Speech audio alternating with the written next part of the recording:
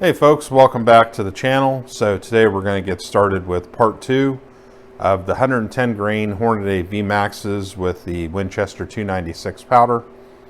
So the first video that I made on it was, I think I dropped that back in November and had planned to get started on this a little bit earlier, but you know, things have taken a while. And one of the things that came up was I got a hold of more Hornady 150 grain full metal jacket bullets. So while I had the press set up for those already, I went ahead and cranked out boxes and boxes of them. I was like, might as well, everything's already set up, and just go ahead and get to it. And then Christmas was pretty good, and then got into January and seemed like things just kind of hit the fan. So, you know, just as an example, one week it was like started out on Monday at the dentist with what I thought was a loose crown, which turned into a broken tooth, which apparently was a big infection. And then the oral surgeon on Friday saying the tooth has to come out right now. You got a huge infection in there. So, yeah, it was just, you know, it's just been that kind of stuff pretty much all January. But anyways, we're getting back into it now, and I've been working on a lot of videos lately, and this is one of the series I've been working on. And so I really want to kind of get this thing going, because I don't want to get into spring, because I know once spring arrives, you know, I'm going to want to get outside and start doing a lot of outdoor activities, and reloading usually takes a back seat once we start to get into summertime. So really wanted to get this project moving and keep pushing it forward, and kind of get it done. So hopefully over the next couple weeks or so, we will wrap it up all the way to conclusion. So we'll kind of see how it goes, but we'll just go take it piece by piece. But so the Hornady 110 grain VMaxes, my understanding with these is that they were originally designed for 308 Winchester. So apparently they have a pretty thick jacket on them compared to things like the Nozzler of Armageddon. So people have told me since. Overall, from different people I've talked to since I dropped the first video, these bullets, they have a pretty good reputation for 300 Blackout, and everyone that I talked to that used them, they've been pretty happy with them. So I think this will be kind of a fun project to do, and you know, and see how it turns out.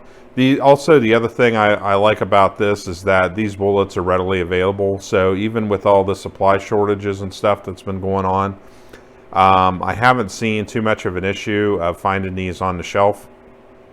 So it's a thing of, for instance, I've had, you know, Cabela's gift cards that I've gotten for birthdays and, you know, Christmas and stuff like that. And so whenever I've gone to multiple different Cabela's, these have always been on the shelf. So, you know, hey, I'll pick up a box or two at a time with a gift card, you know, and sometimes if I see them on sale, like on Midway, and I'm doing another order, I might pick up a box. So I've gradually been accumulating these over time. And like I said, it's a bullet. I think the nice thing with them, like I said, is it's a bullet that is, you know, relatively commonly available out there. So it's a thing of not some random bullet that, you know, kind of comes and goes out of production, and it's harder to find and stuff. So I think that's kind of a benefit and a bonus, you know, for those of us that want to reload for 300 Blackout using something like this. And like I said, everyone is really happy with the bullet. So the other thing that I want to talk about that's kind of come up a little bit since, you know, in regards to my channel and also, you know, other reloading channels out there, is that the thing to remember if you're a new reloader is that at the end of the day, all this stuff that you see, you're basically getting a window into seeing like how I do things. So at the end of the day, what I might do might not be applicable to you. And there's always little variations that can happen out there, you know, depending on when the powder was made and what lot it is. You can find variations between different lots of powder. You know, different environmental factors, the type of firearm that you're using, the barrel length, different things. There's going to be all sorts of little differences out there. So You know, just because I do something doesn't necessarily mean it's you know, the exact way to do it. And it's the same thing for other reloading channels out there. You're just getting a window into kind of how we do things, and it's really up to you to kind of figure it out in the end. And so what I always do is I collate a lot of information together and look at it, and then kind of decide what direction I'm going to go. So for instance, I've got the Hornady book open here now, and the thing is with this is that looking at like their data, for instance, they're using a Smith & Wesson AR-15 with the 16-inch barrel, Winchester small rifle primers. So we're going to be using CCI number 41, so there might be a slight difference there with that. And then the other thing that I kind of noticed looking at this is that with the VMax, the 110 grain bullet, for instance, the data that they pull up with this is your H110 and your Winchester 296. Technically, from what I have found, and I think it even probably says it, I've seen it before in the Hogden annuals that go out, you know, every year, and you can find them on the newsstand, is H110 and Winchester 296 are exactly the same powder. But you can even see from their data that they have for this that there's variations there between the two. So, you know, whether it's different lots or, you know, whatever it comes down to, but their data ends up being very different, you know. So you see, for instance, like their max charge weight on the H110 is 20.2 with 2,400 feet per second, and then you have Win 296. Their max charge weight is 19.9. Well, that's, you know, that's a little bit of a difference there, and also too in the feet per second. So there's some variation there, and that's the thing is to remember is that all this stuff you see, it's kind of a guide, maybe, you know, kind of look at it as information that is available out there, and then you have to kind of take this and kind of decide where you're going to go and what you're going to do and do your own thing. You know, ultimately when you reload, it's kind of up to you. So, you know, that's something that I just wanted to point out. I know that a lot of you guys out there that have been reloading for eons, you already kind of know that. But for a lot of new reloaders, they tend to kind of look at whatever one person does or what the manual does, and then they just go off of that as like that's the gospel. And really you need to kind of look at different sources and things out there. So like for instance, if you go to this is the 2022 annual manual, and with this they have a load for 300 Blackout in here with the 110 grain Hornady VMax, and looks like barrel, 16-inch barrel, also a different twist on the barrel compared to the one they used in the Hornady manual. And then the primer, a Remington primer, a small rifle Magnum, which is probably close to a CCI number 41. And then interestingly enough, the W296 and H110, they have identical data posted right down to the feet per second, 2,191 feet per second, 18.4 grains.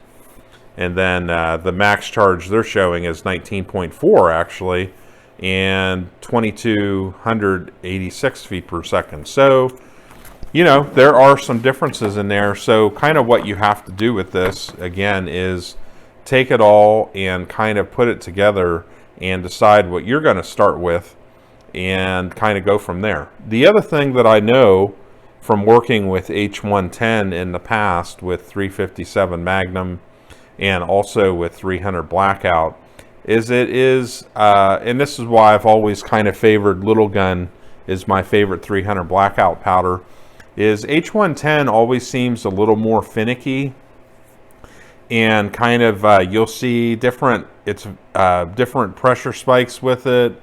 It's very easy, what's the best way to put it? It's very easy to kind of go outside the bounds of what you should, and then also it doesn't like, it seems, lower charge weights. So it just seems to have, well, I'm trying to think of the best way to put it. It maybe has a narrow window of where it likes to operate. Maybe that's the best way to say it. So that is going to be one thing with this that I'm going to have to watch. Is I know that H110 W296 already has that kind of that little issue there where with that narrow operating range of where it likes to be. So that's something that I'm just going to have to be kind of cognizant of. So what I am doing is basically looking at different sources and then using that to kind of decide where my starting weight is in terms of the powder charge. So the next thing that we're going to do is go to the bench. We're going to get our powder set up and get that all weighed out, and after we decide what our starting load is going to be, get our die all set up. We're using an RCBS die, and we're going to taper crimp at the same time, and so that'll be the next step, and so we will do that next and get going on that. Okay, so welcome back, folks. So we are rolling, and we've got our powder measure set up, and we have our die set up. So with the powder, what I ended up deciding to do based on the data that I looked at, I came to the conclusion to have a starting load of 18.5, so that's what I'm going to roll with. And again, like we've talked about before, you know, you have to kind of figure out what's going to work for you, because my situation and all that, you know, there can be many differences there. So that's something that you have to work out on your own. That's what I'm going to start with. And the other thing is that with the die, I have my RCBS die set up with a taper crimp. Now, this is one thing that I have been kind of debating about what to do. The one thing that is nice with the Starline brass is that it's very consistent in the neck compared to kind of the Mixmaster brass that I've used in the past. And so that's one thing that's nice. I'm just kind of seeing that consistency there. The other thing too with these bullets, having done some measurements on them, they're pretty much all sized very consistently. And I'm finding that in this case, I have pretty good consistent neck tension. So I'm kind of deliberating about what to do in regards to crimping these rounds. And right now I have it set for 1/1000th of an inch crimp. So it's a thing of where I think probably if I go with no crimp, I'd probably be okay. So what I'm thinking about doing here is I think I'm going to load up 15 with my starting load with this 1/1000th of an inch crimp. And then I think I'm going to go ahead and undo the crimp on the die, reset the die. And I think I'm going to go ahead and go with no crimp and maybe do a back-to-back comparison. The other thing with these bullets too, you do have to watch when you seat them. They're very much a flat base bullet there. There's not really a huge amount of beveling there, so to seat these, it's a thing of where you do have to kind of watch compared to some other bullets that might have a nice beveling on the bottom there, just to make sure. And also too, whenever I go to seat, just kind of nice and smooth and down up in there, and you know, that seems to work good. So pretty much got to hold on to the bullet all the way up to the top. So, you know, there's certain bullets, just like those Hornady 150 grain full metal jackets, they've got a nice little bevel edge, so they sit right in there. But these flat base bullets, it's kind of a different deal. So, you know, it's just the thing of just kind of you know, take your time with it, be patient with it. You know, you want to have the bullets kind of seated nice and center, not have any big issues with run out or anything like that. So I just kind of take my time and just kind of nice and smooth all the way up in there to get them seated. So So far everything's looking good, and I'll just be curious to kind of see how these do. And also with the crimp, it's a thing of where, this discussion has gone on many times online in regards to 300 Blackout. And I think this might be a case where it might not be necessary. Again, it's a thing of where, you have to kind of make these calls. And I think it's worthwhile perhaps to go ahead and compare them back to back and kind of see what we get. So that's the direction I'm trending right now with this, to do that and maybe see if there's a difference in accuracy. Maybe there will be none. I don't know. Like I said, online, you go to the different forums and stuff, and there's a lot of people, they have very vocal opinions about it in terms of, crimp. All that does is just, mess you up. Other people, they have their reasons for crimping. I mean, so, there's a lot of different ways you can look at things, but in this case, I am relatively confident I shouldn't have an issue with bullet setback, but hey, we can check that out and see. All right, so we'll go ahead and finish loading these up, and then what we'll do is we'll load up some without a crimp. We'll get 15 and 15, and then we're going to go out and shoot, and we'll get the chronograph out and kind of see, what kind of data we get. And also right now with the weather conditions and ice, we're going to have to see, but pretty much the terrain and the ground is very much impassable right now. So there's another range that I have that I can use compared to my standard one. So that's going to have to be a thing where I'm going to have to figure out how to get back in there, because it's so icy right now and everything is turned into such solid ice that you can't even snowshoe properly on it. That's how bad it is. So we'll have to figure that out and see what we can do. I think if we do any sort of accuracy testing, right now it's just not going to be possible to shoot at too much of a distance. So, that's just kind of the way it is. And hopefully, once we get into March, and the weather starts to change a bit, I can get into my regular range and get back to kind of normal. But this winter the weather has just been pretty harsh in terms of the temperatures and the ice and snow and stuff, so we'll see. Hey, welcome back. So I think right now we're in the middle of part 2 for our 300 Blackout. So it's been kind of a long gestation over the winter. I've talked about some of the stuff that's gone on this winter, so it's been kind of a crazy winter in other videos before.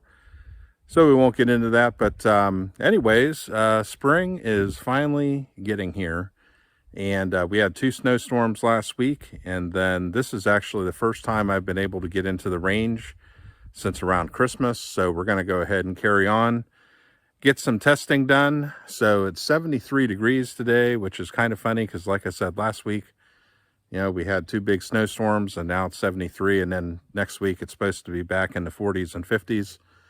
So we'll return to normal here soon. But while the weather is good and the sun is shining, we're going to get out here and get this testing done so we can carry on with this project with these VMax bullets. So just kind of an impromptu thing. The sun's out right now, but they say the clouds are going to be rolling back in 2 hours again. So we're just went ahead and slapped stuff up real quick, grabbed the IDPA target that I had handy, and we're going to set that up down range for some accuracy testing. And then we'll also do a little bit of chrono work and kind of see where we're at.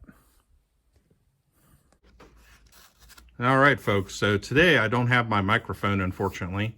So of course, anytime you go out and do stuff like this, there's always one thing you forget. But so hopefully the sound comes through okay. But anyways, so what we've got here is our load with W296 and our Hornady 110 grain VMax bullets. So as I mentioned previously in the video, whenever I was loading these, I was kind of curious to kind of see how the crimped would perform compared to the uncrimped, because it seemed like we had pretty good neck tension.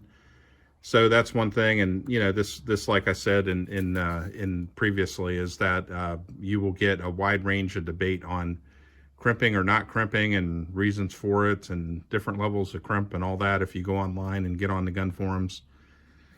So anyways, with this, because like I said, neck tension's good, we're going to go ahead and, you know, try it out and kind of see what we get. We got our test vehicle here, which is a AR-15 made by a defunct manufacturer. They're no longer in business. It's been kind of an interesting AR-15. It's a side charging AR-15 which I don't like. And then we also have our EOTech here.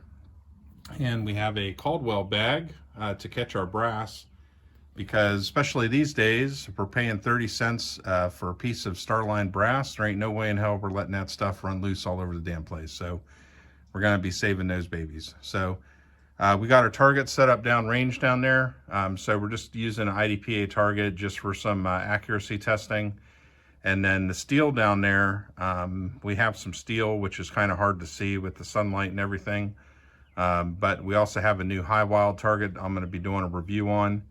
So literally, I've only just been able to get up to the range here. This is like the first time since Christmas. So here we are almost 3 months later, and was just able to get up here just like an hour ago. That's how recent the snow's melted. In fact, you can see over there, we got water running down the road and everything. So, so pretty fresh snow melt, and all big mess up here too. So everything's pretty muddy.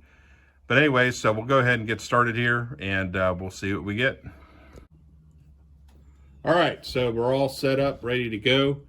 First thing we're starting out with is the crimp rounds for 18.5 of W296. And so we are going to, on the IDPA target here, we're going to go ahead and start out with the -1 down below center mass, and that's what I'm going to go ahead and center on here. And we'll also take a look at our feet per second as well and see where we're at with that.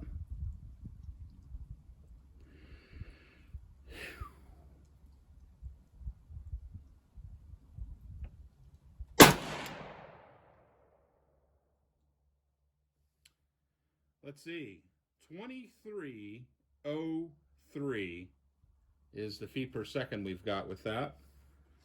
Looks like everything cycled good. No issues there, so that's good.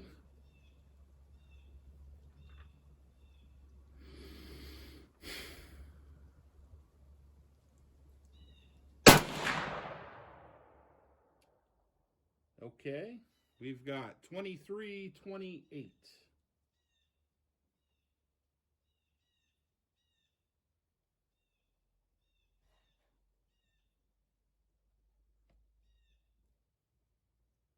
Let me see if I can adjust the focus here just a little bit.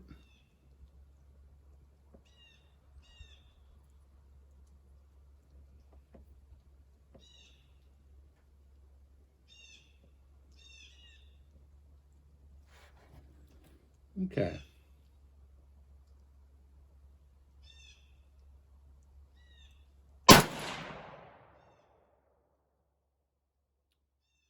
All right, 2294.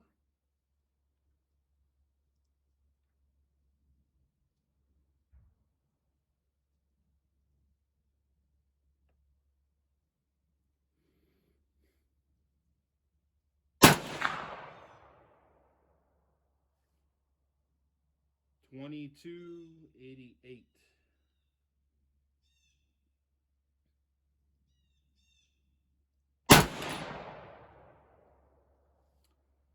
$22.90. Okay, so we've got 5 rounds on the target there. Let's go ahead and go for the steel up here.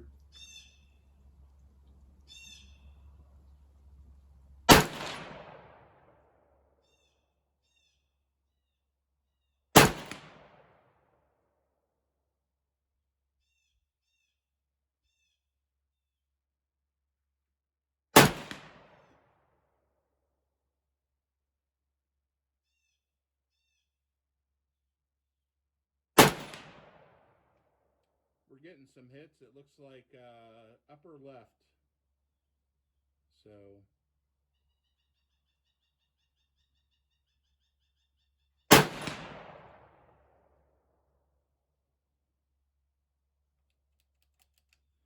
all right, pretty good group there. Okay, so our average was 2304. Our high was 2328. Our low was 2280. Our standard deviation was 17. Our spread was 48 feet per second. The shot data, oh, I skipped one. So we had 2300. We had 2319, 2327, 2316, 2290, 2288, 2294, 2328, 2303. So you get the picture. So overall, seemed pretty tight on the feet per second. And so once we finish, we're going to take a look at the accuracy. All right, so we've got our uncrimped rounds loaded with the same powder charge. So we're going to see how this goes. So what we're going to do is we're going to aim at the 0 on the IDPA target and go for that.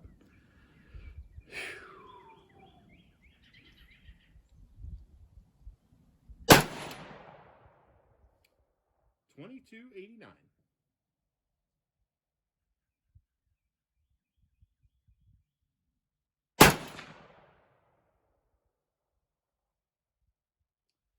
$22.82.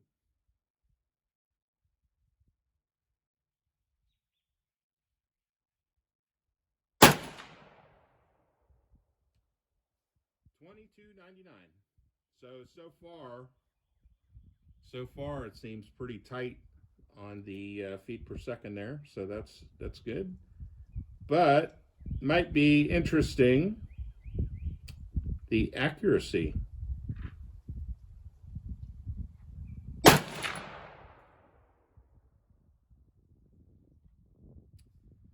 $22.95.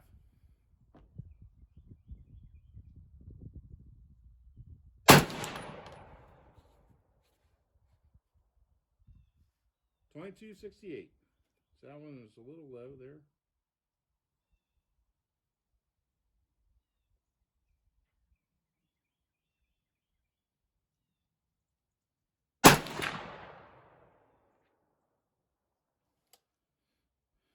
$22.83. Okay, let's move up to the steel now. Just put a couple rounds up there on that.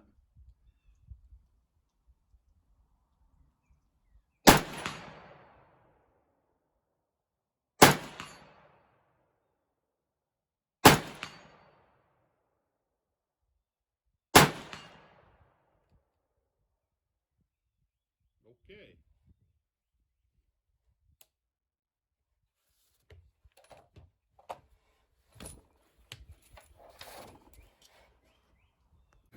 Okay, so the non-crimp rounds or uncrimped or no crimp rounds, 2386 or no, 2286. The high 2300, the low 2268,